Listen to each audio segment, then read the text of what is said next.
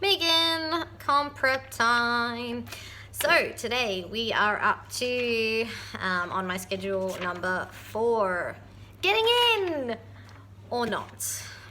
So this is more of a talk about your personality, I guess, rather than actual logistics. So getting in, you've applied. How exciting. Now you've got to wait to find out if you get in. Don't harass the organisers. Yes, they know you're waiting. They are well aware that you and potentially 260 other people are waiting. So don't harass them. Most comp organisers work full time and not necessarily organising competitions. So don't harass the organisers. They will tell you when they tell you, okay? So just cool. You'll be cool. Okay, so organisers differ. They could be, 2 days to 2 weeks to nearly a month before you get an answer to whether you got in or not.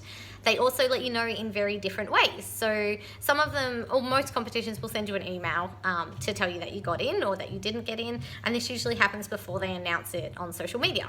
Sorry, I just realised it looks like I've got no pants on. I do have pants on. I've got pole shorts on. I'm sitting in a middle split in my foyer, trying to give you some different stuff to look at. Yeah. So hopefully you'll get an email. If not, that's fine. You'll find out on social media. Sometimes they upload them one at a time, so they'll just put up your name, which is, you. Or sometimes they'll put up a list, Every comp is different, so just, keep an eye out and have a look what they've done in the previous years, and that might give you an idea to what they're going to do. If they're doing it one at a time, it doesn't necessarily go in any kind of order. It could just be a random order that they put the photos up in. It could be alphabetical. It could be in order from beginner through to semi-pro. Just, again, depends on the comp. Okay, so getting in is really exciting, especially if it's one of your first comp or one of your first couple of comps that you've done. It's super awesome to get in, so congrats, and that's super exciting for you. But you need to be humble. I know a lot of you are waiting on Survivor now that entries have closed. I think Katie said there was something ridiculous like 260 entries. So if you get in, that is incredible. You did really good to get through such a mass amount of people. And remember that they don't take many people.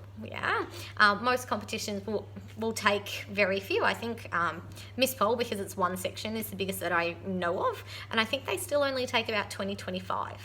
Which is still not much given it's a statewide competition. So if you get in, awesome. You're great. That's amazing. Be humble.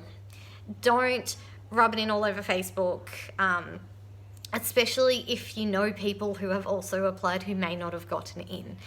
So while it's really exciting to be like, well, I got in, call my friend and be like, oh my God, I got in, did you get in?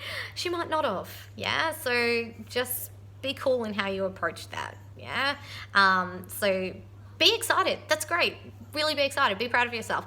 But don't be a dick. Poison pony memes? Be like Kiwi. Kiwi's not a dick. Be humble, I think, is the moral of this story. That was a really good shot. I need to sit still while I do this. So if you've gotten in and they've announced it, that's great. You also need to be a good competitor. So do whatever the competition organizer tells you. So if they send you a list of dates that you need to look into, that you need to remember, that you need to do stuff by, do it. Write it in your diary. Check everything. Read everything 100 times. Don't just fly by the seat of your pants. You need to know what's happening. You need to be organised. The competition organisers are organised. So be organised. It's all good. Brooke's just walking in the background. I'm not organised. Hi, Brooke. I didn't bring my water in. Oh, no. No. Gosh. So if you get in, that's great. There isn't really much to tell you because you got in. That's awesome. Hold on. Just be cool about it. If you didn't get in, it's okay. There were 260 other people. Don't think it is a reflection of you as a person. They probably don't know you from a bar of soap, and your personality, unfortunately, usually has nothing to do with it. It is your technical skill or the way you put a show together, or like it's about skills. It's about pole or aerials, because that's what you've entered. You haven't entered a personality competition. You haven't entered a popularity contest. Yeah, you've entered a pole comp. So if you didn't get in, if it is one of those comps that will give you feedback, that's great. They'll send you some feedback on your video that says, we needed a high level of difficulty, or we were looking for something sexier, or something to that effect. So they'll give you feedback. But not all competitions will offer feedback, so don't harass them if they don't. Yeah.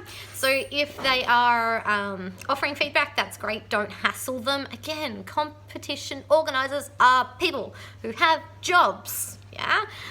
So if they're offering, wait for it. That'll be fine.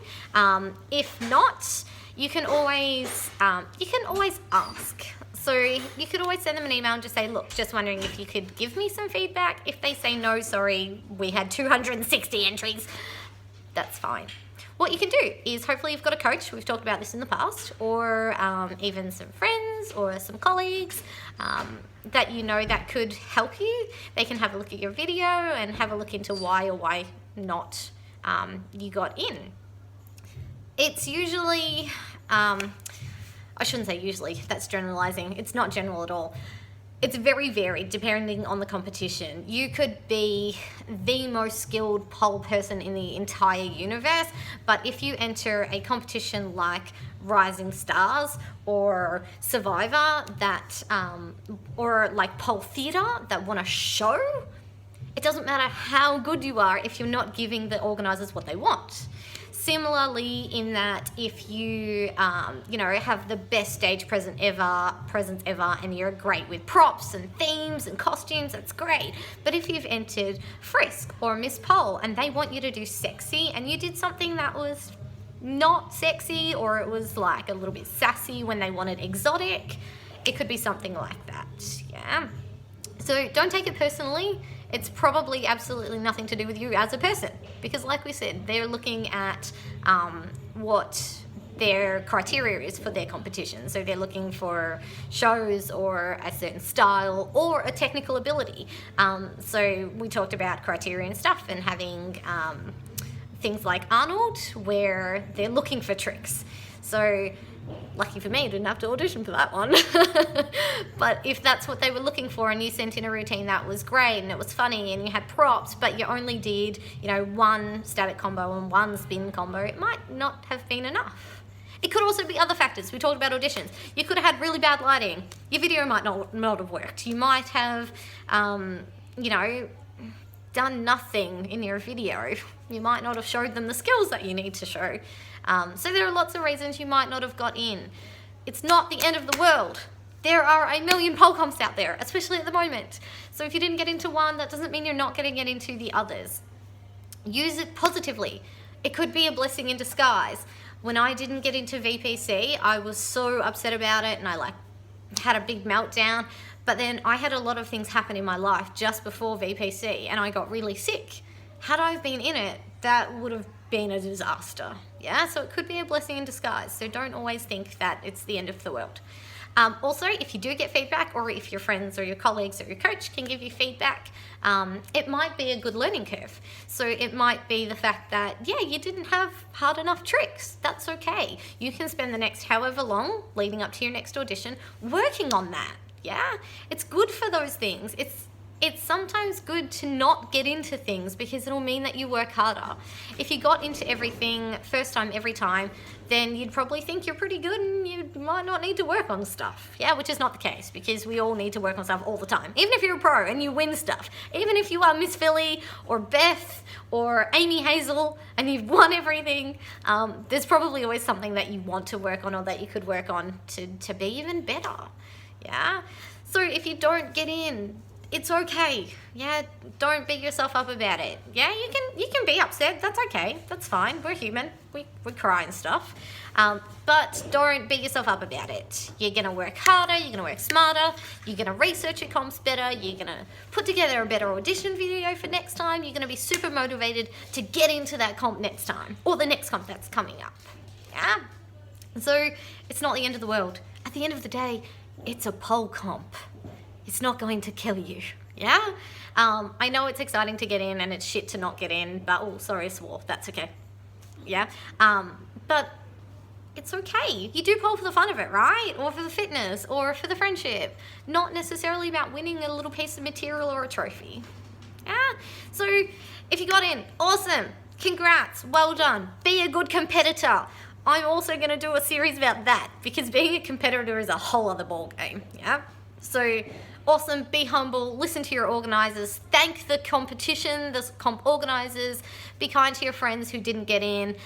Be friendly with the ones who did get in, because you're going to probably spend a fair bit of time with them on the day. Yeah?